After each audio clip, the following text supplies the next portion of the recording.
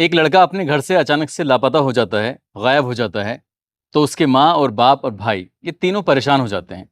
जितने भी दोस्त होते हैं, जितने मिलने वाले होते हैं, जहाँ-जहाँ तक उसकी पहुँच थी, जहाँ-जहाँ वो आता था, जाता था, उन सभी से बातचीत करते हैं। जब कोई सफलता नहीं मिलती है, तो माँ और बाप ने फैसला किया कि क्यों ना नज़दीकी पुलिस स्टेशन जाया जाए। जब नज़दीकी पुलिस स्टेशन जाते हैं, तो पुलिस वालों से अपनी बात रखते हैं। पुलिस वाले कहते हैं, "ठीक है, आज नहीं, कल आना।"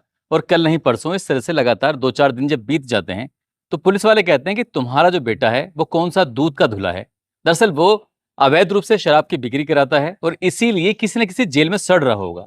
जैसे ही घरवालों ने ये बात सुनी, तो घरवाले कहते हैं कि साहब वो किस जेल में है, बस हमें यही पता करके बता दो।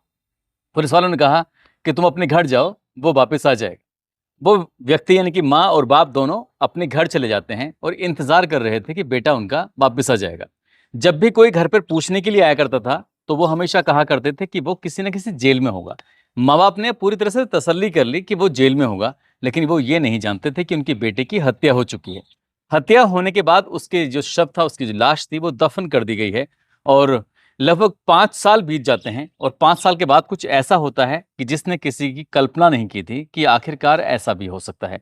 घटनाक्रम का खुलासा भी होता है, लाश भी मिल जाती है, लेकिन जिस रूप में वो लाश मिलती है, इस बात को सोचकर हर किसी के अंदर से सिरहन सी पैदा हो जाती है कि इस दुनिया में कैसे-कैसे क्रूर प्रवृत्ति के लोग रहते हैं। आदाब, नमस्कार, सत श्री अकाल, मैं उस्मान सैफी। आज की जो सच्ची घटना मैं आपको सुनाने जा रहा हूँ, ये सच्ची घटना है गुजरात प्रदेश का एक शहर है सूरत और इसी सूरत शहर का थाना लगता है पांडेसरा। दरअसल पांडेसरा थाना क्षेत्र का इलाका है आशापुरी सोसाइटी विभाग नंबर 3 और मकान नंबर 125। पुलिस की एक टीम, उसमें नायब तहसीलदार भी होते हैं, मजिस्ट्रेट होते हैं और नज़दीकी पुलिस स्टेशन यानी कि पांडेसरा के एसएचओ होते हैं।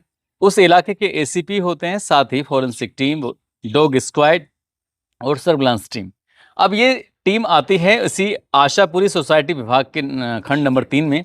यहाँ आने के बाद वो ढूँढती है कि आखिरकार भई ये मकान नंबर जाना है, यानी कि मकान नंबर 125 जाना है। कुछ मज़दूर भी साथ आए थे। अब जब मज़दूर वगैरह ये सब के सब लोग आते हैं, तो पुलिस वालों को देखकर बड़ी संख्या में लोगों का जमघट लग जाता है। लोग ये सोचने पर मजबूर हो जाते हैं कि आखिरकार इतनी पुलिस क्यों आई है? पुलिस वहाँ आती है उस सोसाइटी में, मकान नंबर 125 की तरफ जाती है और पूरे मकान को चारों तरफ से देखा जाता है।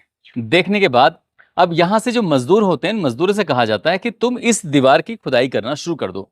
यानी कि वो मकान नंबर 125 होता है, ऊपर की बिल्डिंग होती है, वहाँ पर मकान नंबर 125 के जहाँ सीढ़ियाँ होती हैं, सीढ़ी के पास वो मज़दूर को लगाया जाता है कि इस दीवार को तोड़ना शुरू कर दो। अब जैसे-जैसे मज़दूर काम कर रहे थे, वो 4-5 घंटे बीत जाते हैं। बड़ी मुश्किल से वो दीवार जो होती है, ऐसा लग रहा था जैसे कि लोहे से तैयार की गई हो। उसमें हथौड़ा, छेनी वगैरह जो भी कुछ चला रहे थे, तो वो मज़दूरों के हथौड़ा, छेनी भी काम नहीं कर रहे, क्योंकि वो दीवार ही इतनी पुख्ता, इतनी मज़बूत तरीके से बनाई गई थी। आखिरकार लगभग 5 से 6 घंटे बाद ये दीवार टूटती है। दीवार टूटने के बाद जब वहाँ से दुर्गंध आने लगती है, तो लोगों का जीना मुहाल हो जाता है कि यार आखिरकार इतनी सारी दुर्गंध यहाँ आ कहाँ से रही है। तभी पुलिस ने उसके अंदर से जो लाश थी, यानी कि एक लाश मिलती है, लाश के कुछ अवशेष मिलते हैं और दुर्गंध का माहौल था ही। उन्होंने जो अवशेष थे, उन हड्डियों को अपने पास इकट्ठा किया। इकट्ठा करने के बाद अब यहाँ से पुलिस चली जाती है। पुलिस अब इस मामले की जांच पड़ताल में जुट जाती है। दरअसल पुलिस के पास एक मुखबिर का फ़ोन आया था। मुखबिर ने कहा था कि मकान नंबर 125 आशा पुलिस सोसाइटी विभाग नंबर 3, यहाँ आप जाइए, वहाँ जीने के नीचे आपको एक लाश मिलेगी। लाश किसकी थी, किसने मारा था, ये बहुत सारे सवाल थे। अब ये खबर सोशल मीडिया के माध्यम से लोगों को पता चलना शुरू हो जाती है, अखबारों में खबर छप जाती है, टीवी पे भी खबर आती है। ये उस इलाके की, उस जगह की संभवतः पहली ऐसी घटना थी जिसमें किसी की हत्या करने के बाद इस तरह से शव को, इस तरह से लाश को छुपाया गया हो। पुलिस ने जब जांच पड़ताल करना शुरू किया है, तो जो इस घर का मालिक होता है, उसका नाम राजू बिहारी होता है।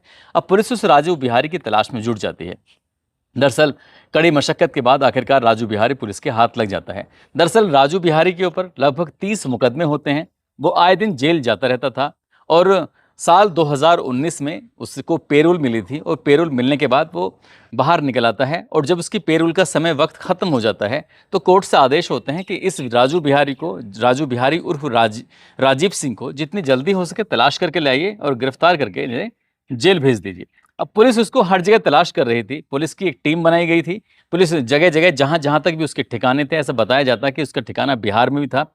बिहार में ठिकाना और कई जगह पर उसके प्रदेश में ठिकाने थे। सभी जगहों पर पुलिस जाती थी, लेकिन हर जगह से उसके लिए वह ये आता था कि जी हमने उसको कहीं नहीं देखा है।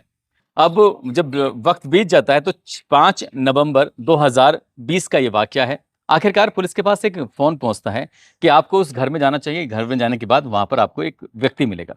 वो मिलता है, लाश के रूप में मिलता है। पुलिस उस आरोपी यानी कि राजू बिहारी को भी गिरफ्तार कर लेती है। उससे पूछा जाता है कि आखिरकार ये लाश किसकी है? तो वो पुलिस को बताता है कि साहब खुशीनगर का रहने वाला उसी का एक मित्र है जिसकी उम्र लगभग 20 साल के आसपास थी। जब वो पकड़ा जाता था तो उसको शक होता था कि ये ही मुझे यानी कि इस लड़के का नाम शिवम उर्फ किशन चौहान, ये मुझे हमेशा पकड़वाता है, ये मुझे हमेशा गिरफ्तार कराता है।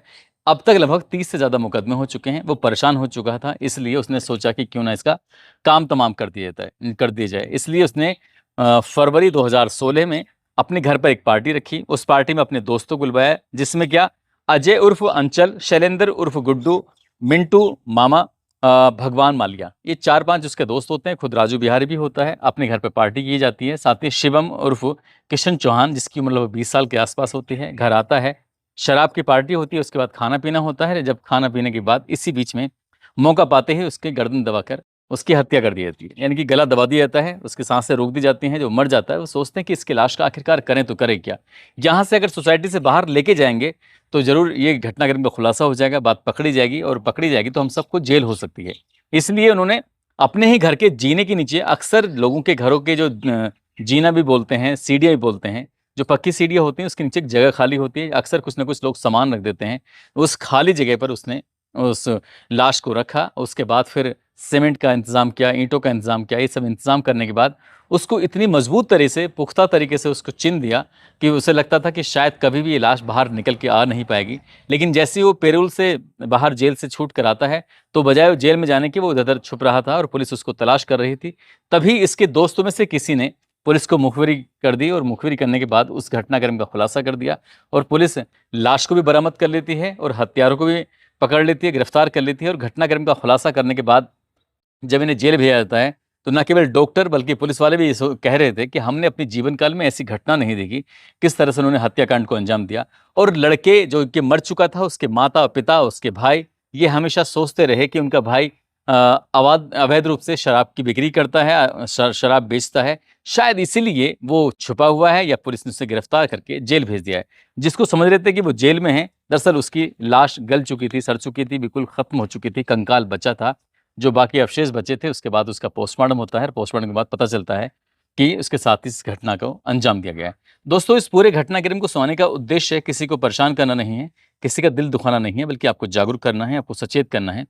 और जाते जाते गुजरात के रहने वाले हैं विनोद सोलंकी, राजस्थान के रहने वाले सोमेंद्र मीणा हैं, एजाज अंसारी हैं, महाराजगंज के नसीम खान, जयपुर से जय सिंह, शिवांश कुमार, बिहार से संजीत सोनी। आज इनका जन्मदिन है। इनको जन्मदिन की ढेरों सारी शुभकामनाएं, बहुत बहुत मुबारकबाद। साथ ही कुछ लोगों ने नाम लेने की अपील की है, जिसमें आज़ाद कुमार हैं, राजवीर सिंह गुज्जर, प्रदीप कुमार, कामिल रजा, नितुल दिवाकर, मोहम्मद रियाज, ऋतिक पटेल, सरवर आलम, मोहम्मद अजहर, नितिन कुमार, अंजुम खान, मोहम्मद रियाज, मिथिलेश यादव, राजेश कुमार, इमरान अली। आप सब लोग अपना ख्याल रखें, सुरक्षित रहें। जय हिंद, जय भारत।